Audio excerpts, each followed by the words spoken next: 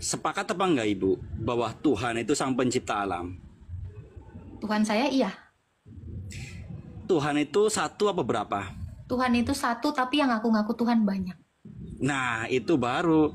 Tuhan itu satu, yang ngaku-ngaku Tuhan banyak. Nah, Kenapa kok terjadi? Karena tokohnya berbeda.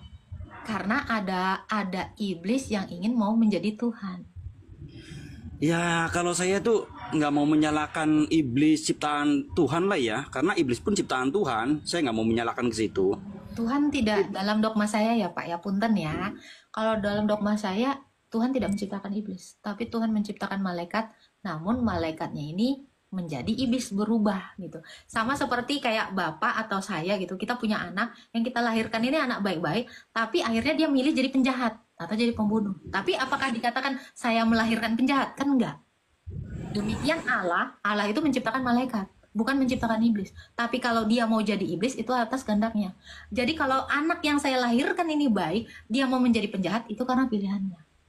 Jadi kami orang Kristen, punten, ya kami memahami bahwa Allah kami tidak menciptakan iblis, tapi Allah kami menciptakan yang baik. Namun ciptaannya menjadi tidak baik. Sama seperti manusia juga diciptakan baik, tapi namun menjadi pendosa ya karena pilihannya sendiri, karena kehendaknya. Seperti itu dogma kami. Assalamualaikum. Assalamualaikum. Iya, Mbak. Aku cuma mau tanya ya.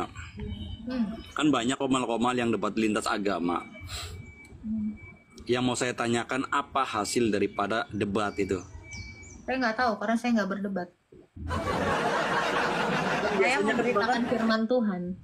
Enggak, biasanya bahkan yang aktif banget kan di komal-komal yang debat lintas agama, apa bukan?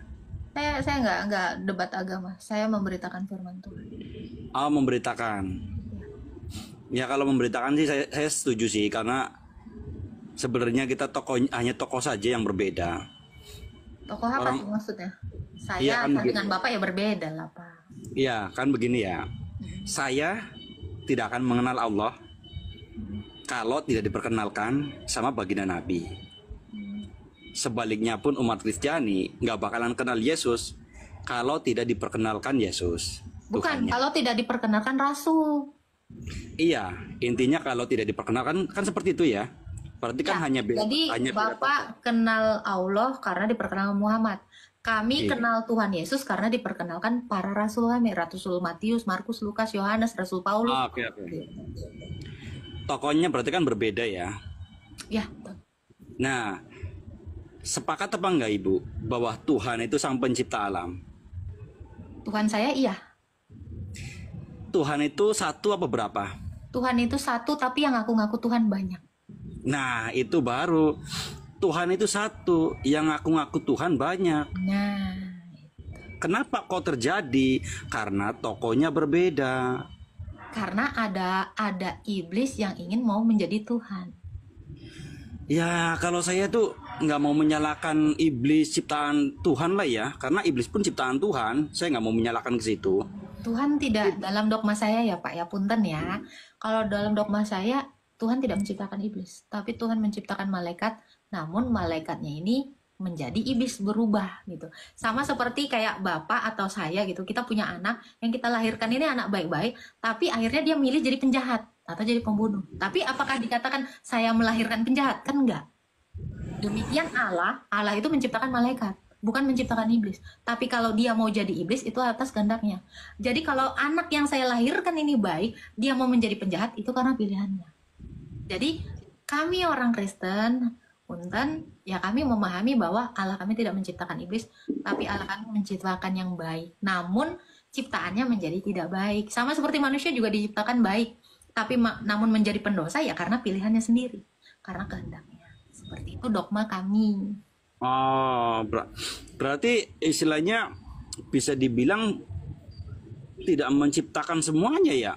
Bukan tidak menciptakan semuanya. Tuhan kami tidak menciptakan ketidakbaikan yang dilakukan ciptaannya.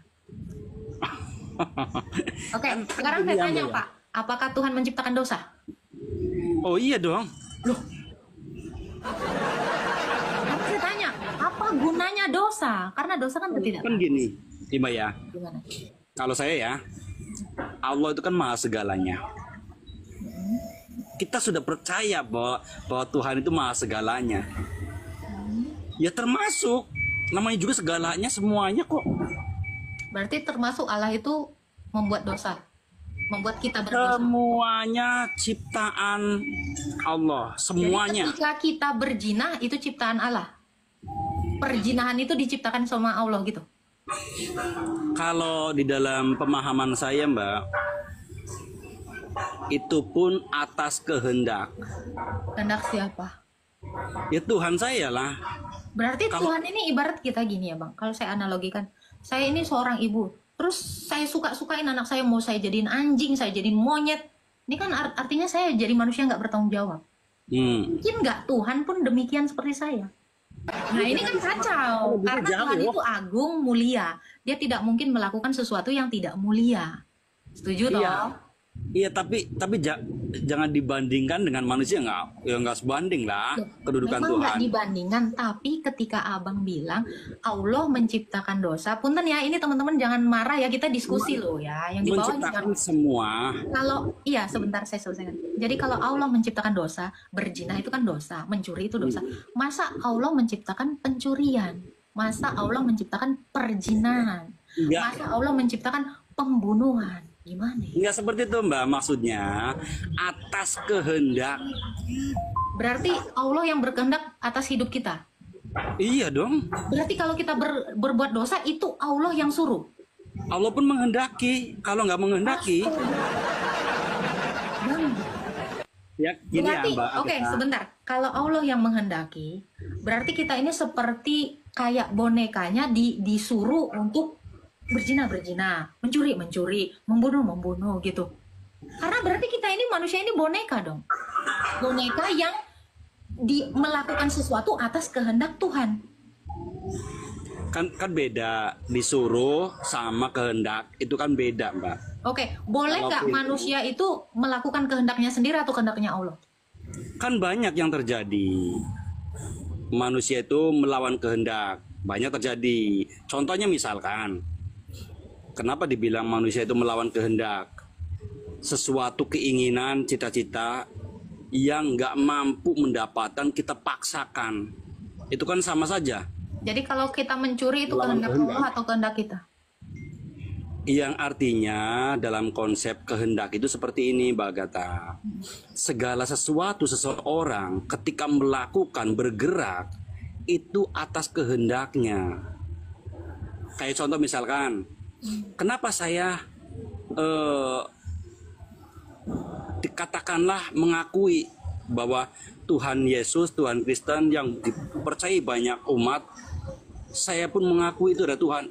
Ya, saya berbandingin begini, Mbak. Kalau Allah nggak berkehendak, nggak mungkin Kristen sampai terjadi sekarang.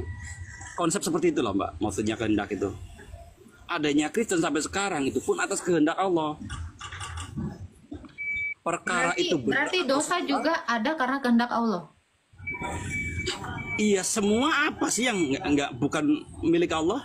Berarti kita bonekanya Allah gitu. Bukan boneka, golek. Nggak mau lah bang. Oke, itu kan dogma abang, tapi di dalam dogma kami enggak. Jadi makanya kita kan berbeda, ajaran kita berbeda. Jadi kalau abang bilang tadi Kristen ada itu karena kehendak Tuhannya kami.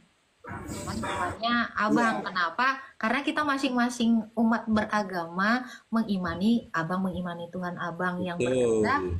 Kalau saya imannya yang demikian. Jadi Tuhan kami ini hanya menciptakan yang baik, tidak pernah menciptakan yang jahat. Namun kalau manusia ini memang berbuat jahat, yaitu karena manusia itu berkehendak juga. Soalnya di dalam Injil saya, manusia itu diciptakan segambar dengan Allah.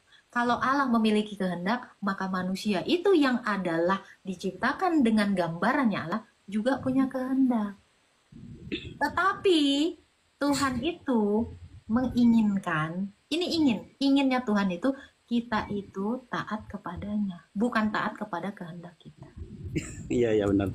Itu kan memang keyakinannya ya Mbak Agatha ya. Cuman kalau di dalam pemahaman saya seperti ini. Ya Allah kan maha segalanya, Tuhan sama pencipta. Kalau seandainya menginginkan semuanya harus benar, bisa terjadi semuanya benar. Tapi apa yang terjadi sampai sekarang? Ada yang benar, ada yang salah. Ya itu pun karena ciptaannya Tuhan. Allah kan bisa menciptakan semuanya benar, nggak ada yang salah. Semua karena ciptaannya Tuhan. Berarti penyebabnya, prima causanya bukan Tuhan dong, ciptaannya dong. Loh, karena semua karena ciptaan Tuhan. Adapun sekarang ini berantakan nggak baik karena ciptaannya. Berarti sang prima causanya bukan Tuhan, melainkan manusianya, ciptaannya. Loh gimana nih? Gimana? Coba Nah, karena ulang. Abang bilang tadi, jadi adapun terjadi di dunia ini ya banyak sekali hal ya, dosa apa segala- itu karena ciptaannya. Ini statement Abang, makanya Abang mau meluruskannya atau enggak nih? Jadi bukan Saya luruskan. karena Allah, tapi karena manusianya kan, ciptanya kan. Semua atas kehendak Allah. Baik buruknya manusia itu atas kehendaknya. Allah itu bisa saja menciptakan semua itu benar. Tapi kenapa yang terjadi baik buruk, benar dan salah? Kenapa bisa aja? Kenapa nggak bisa? Kalau Sebenarnya bisa aja, berarti itu kan kayak abstrak gitu ya, kayak nggak pakem gitu loh, nggak ini ya, nggak absolut gitu. Bisa aja, berarti itu masih tanda tanya ya. Bisa aja enggak, bisa aja iya, bisa aja enggak. Mungkin nggak Allah itu tanda tanya seperti itu, kayak ngambang. bukan ngambang ya, jatuhnya gini. Lah kalau seandainya semuanya benar, Mbak Agatha, mungkinkah Mbak Agatha menciptakan tentang kebenaran? Kan nggak mungkin. Orang Mungkin. semuanya udah benar. Karena Allah itu memang sang kebenaran. Iya, Kalau semuanya udah benar. gini bang, bentar bang, ini kan Allah itu adalah al-haq, kebenaran, sang kebenaran. Kalau dia yang sang prima causa adalah kebenaran, mungkin nggak dia menciptakan ketidakbenaran? Berarti gelar dia sebagai al-haq atau sang kebenaran itu gagal. Kenapa? Karena dia menciptakan ketidakbenaran. Logikanya. Nggak, Berarti Allah itu harusnya tidak digelari sebagai sang kebenaran, tetapi kenapa di dalam dogma saya Yesus itu adalah kebenaran, Yesus itu adalah al-haq. Ada ayatnya di dalam Yohanes dikatakan akulah kebenaran. Kalau Yesus itu adalah kebenaran, maka saya percaya yang diciptakan Yesus itu adalah kebenaran, bukan ketidakbenaran. Kenapa? Karena sifatnya Yesus yang adalah sang kebenaran tidak mungkin berpaling dari hakikatnya, karena dia adalah sang kebenaran, bukan sang ketidakbenaran. Maka saya tidak pernah mempercayai Yesus saya menciptakan ketidakbenaran, karena dia adalah sang kebenaran. Mungkin nggak saya adalah seorang perempuan, kalau saya analogikan, mungkin nggak saya seorang perempuan, tapi saya laki-laki? Ya nggak mungkin, berarti saya melanggar kodrat saya, hak saya, hakikat saya sebagai perempuan. Logikanya kan demikian. Saya diciptakan perempuan, masa saya jadi laki-laki? Berarti saya bukan kebenaran saya, hakikat saya, hakiki saya bukan perempuan. Demikian Allah. Roh ibu perempuan apa laki-laki sebenarnya? Perempuan. Mengetahui Perempuan. bisa dibuktikan nggak roh ibu itu adalah roh perempuan? Tentu bisa. Dengan kepeminiman yang saya punya, saya membuktikan saya wanita. Itu kan Makanya, wujudnya. Gini loh, Jasadnya. walau gini Pak, mungkin nggak saya ketika saya menjadi seorang ibu menyusui itu tidak berdasarkan roh saya yang menghendaki saya menyusui anak saya, karena roh saya feminisme. Kalau saya tidak perempuan, saya nggak akan bersedia melahirkan anak, karena sejatinya, hakikinya perempuan itu melahirkan. Nah, tidak mungkin saya nggak akan mau melahirkan karena naluri saya. Karena naluri ini kan bicara soal roh, ya. Karena roh saya itu wanita, makanya saya berkehendak melahirkan anak saya, menyusui anak saya. Tentu nggak saya bisa membuktikan roh saya wanita, tentu dengan cara itu tadi. Itu tadi saya jelasin, saya tidak akan mungkin menyusui kalau saya bukan manusia, kalau saya tidak wanita. Ini bisa dijelasin. Makanya saya percaya roh saya wanita, tubuh saya wanita, mindset atau pikiran saya itu pasti wanita. Iya, di dalam pemahaman saya itu kan namanya wadah ya. Wadah dalam diri kita. Badan kita ini kan wadahnya rohan. Cuman pembuktian secara rohnya kita juga nggak pernah tahu, hanya Itu wujud tadi saya kita. barusan ngasih tahu Anda. Saya barusan Iya, buktiin roh betul. saya wanita. Loh ini kenapa nggak ditangkep? Jangan lagi menolak penjelasan saya. Saya lagi membuktikan saya wanita. Dengan cara apa? Melahirkan, menyusui. Ini kewanitaan dalam diri saya. Jadi kalau dibilang, kita nggak bisa membuktikan roh itu wanita. Saya sudah buktiin. Iya, Ini maksudnya bisa gini, nggak Mbak. ditolak secara sosial dan secara kedokteran? Tentu bisa. Kedokteran pun bisa membuktikan bahwa wanita itu melahirkan. Itulah sejatinya wanita. Kalau menurut pandangan saya bukanlah sejatinya ya. Kalau pemahaman saya Mbak Agatha ya, kan beda kan namanya pemahaman. Kalau pandangan saya, ya memang jasad kita kan laki-laki dan perempuan. Tapi kita nggak bisa memastikan bahwa ruh kita itu laki-laki atau perempuan. Saya sudah memastikan dan saya sudah membuktikan, kedokteran sudah Iya, membuktikan, itu dunia kan membuktikan, logika pun membuktikan. Jangan ditentang dong. Sekarang saya tanya, kalau Anda mengatakan tidak bisa memastikan, apalah argumentasi Anda? iya. Jadi begini, Mbak Agatha. Argumentasi Anda yang mengatakan bahwa Anda tidak bisa membuktikan Anda laki-laki. Sekarang saya tanya Anda sebagai seorang bapak, maaf punten ya, Anda sudah punya anak? Sudah? Sudah. Anda punya keinginan nggak mendidik anak Anda? Ya, Membesarkan anak Anda, bertanggung jawab terhadap anak dan istri Anda? ya. Anda sudah membuktikan Anda laki-laki. Anda sudah membuktikan, loh, itu secara sosial Anda sudah Betul. membuktikan gender Anda, roh Anda laki-laki. Pertama Betul. yang saya mau jelaskan, Pak, ketika Anda di dalam kartu identitas Anda statusnya laki-laki, mungkin nggak itu hanya badanmu aja yang laki-laki?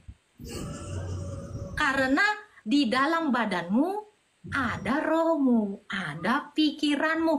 Tidak mungkin ketika dikatakan kamu female di dalam paspormu atau kamu male di dalam paspormu, ternyata rohmu ngondek. Ya kan ini kelainan. Ini kan nggak mungkin juga kamu koko. Nah itu Ini penyakit.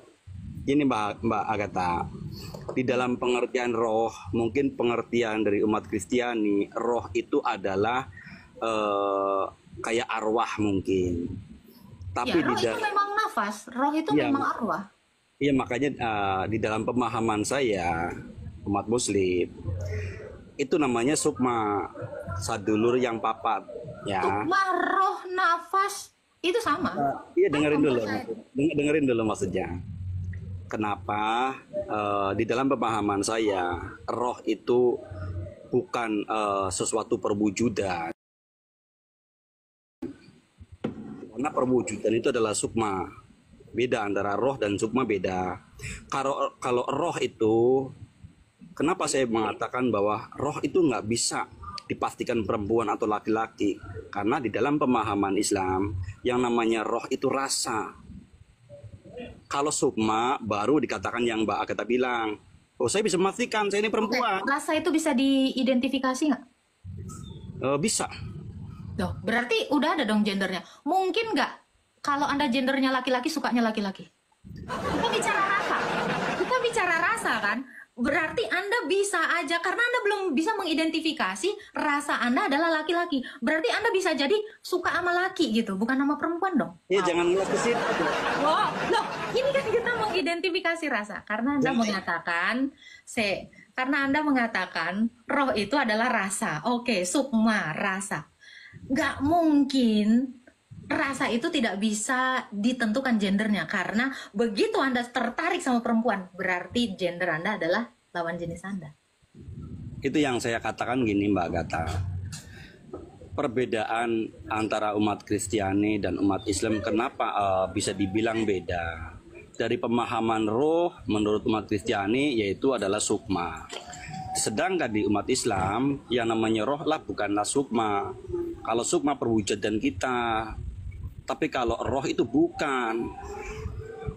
Gitu loh. Itu kan nggak bakalan pernah ketemu. Oke, sejatinya rasa Anda tertarik sama perempuan atau laki?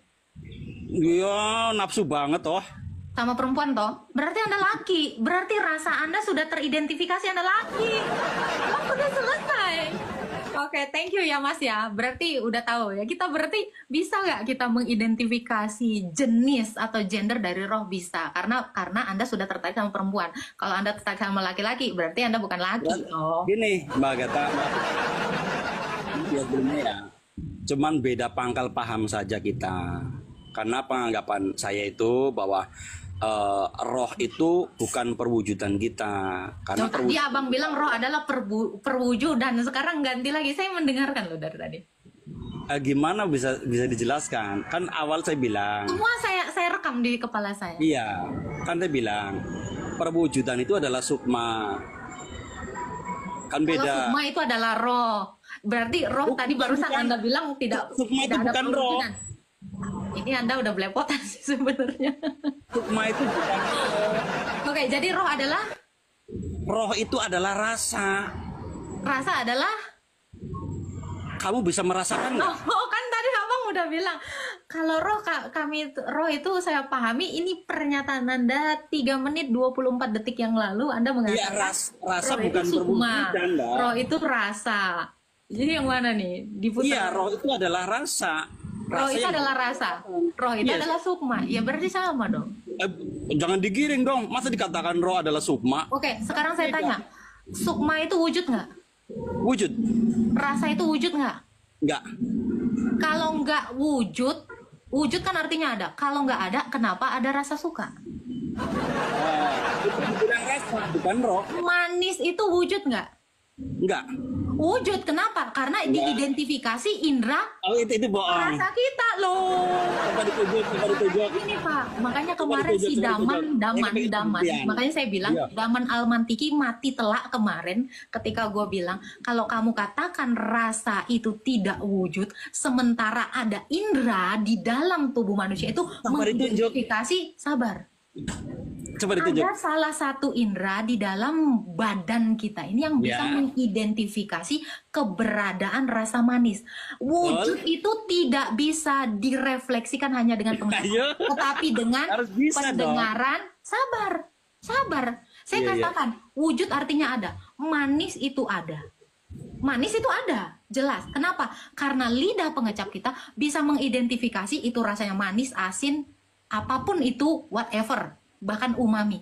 Jadi saya mau mengajarkan teman-teman 1.300 orang termasuk Daman Almantiki, jangan goblok lagi ya, mengidentifikasi perwujudan sesuatu, keberadaan sesuatu itu bukan hanya dengan indera penglihatan, tetapi Ya. pendengaran. Maka saya katakan suara juga wujud. Kenapa? Karena itu adalah gelombang, itu adalah materi yang menempati ruang. Sesuatu yang namanya materi pasti wujud.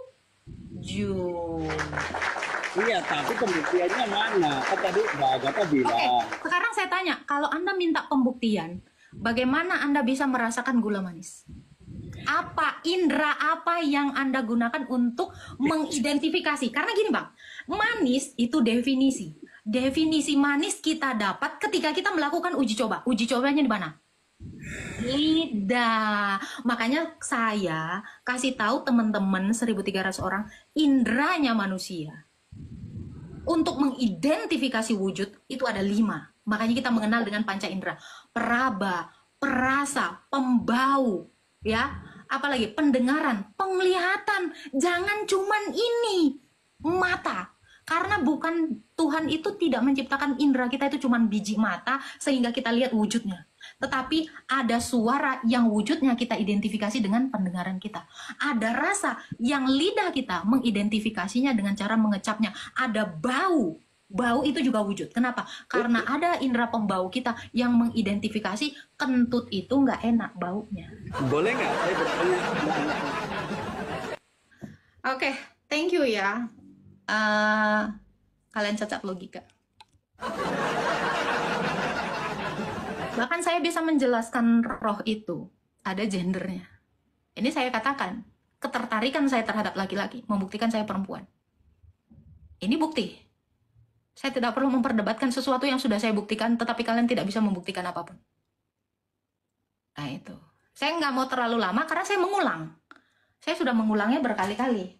Saya bukan tipe jenis orang yang berretorika nggak ada isi. Filsafat kosong bagi saya itu sampah. Tetapi filsafat yang mengandung janji, itu yang berguna untuk kita semua. Jadi, roh aja saya sudah bisa buktiin. Itu ada gendernya. Apalagi manis saya bisa buktiin itu wujud.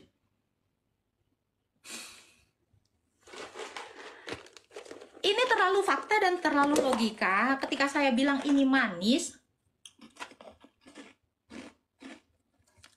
indera pengecap saya itu sudah merasakannya. Bahkan angin itu bisa saya buktikan eksistensinya atau wujudnya dengan indera peraba saya. Kulit saya ini bisa meraba sesuatu hal. Nih. Indera peraba saya bisa merasakan ada angin. Bukti.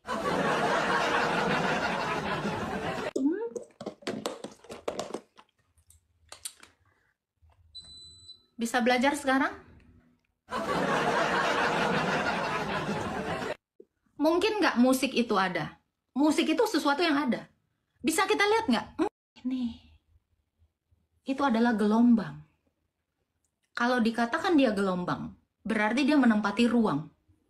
Berarti dia materi.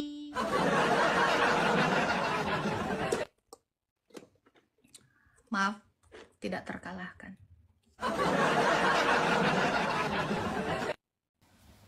Karena gini ya teman-teman ya, saya tidak mau keluar kata-kata itu hanya asal sesumbar dan tidak bermakna gitu.